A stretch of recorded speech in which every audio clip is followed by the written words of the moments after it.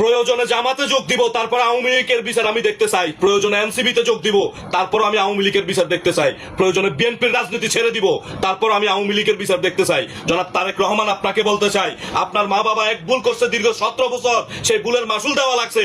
আপনি যদি এখন আরেক ভুল করেন, তাহলে আগামী 40 বছর সেই ভুলের মাসুল আপনাকে এবং আমাদের সকল জাতিকে দিতে হবে। এই mother of mafia agent of lady ফেরাউন শেখ হাসিনাকে দিল্লি থেকে এনে বিচারের আওতায় নিয়ে আসেন এবং তার অন্যান্য যে সমস্ত নেতাগুলো দেশ ছাড়া পালাইছে তাদেরকে দেশে নিয়ে আসার ব্যবস্থা করেন এবং দেশের ভিতরে গাপটি মেয়েরা যেখানে ফলাতক রয়েছে ওই সমস্ত কুত্তা লীগের কুত্তার বাচ্চাগুলোকে টেনে গর্ত থেকে বের করে তারপরে বিচারের কাস্টডিতে দাঁড় করান। তা না হলে আপনার উপরে মানুষের আস্থা চলে যাবে। আপনার উপরে যথেষ্ট আস্থা আছে, আমাদের বিশ্বাস আছে, সেই বিশ্বাসকে ধরে রাখার জন্য এই আওয়ামী লীগের এই কুত্তা লীগের কুত্তার বাচ্চাগুলোর বিচার অচিরেই আপনাকে করতে হবে।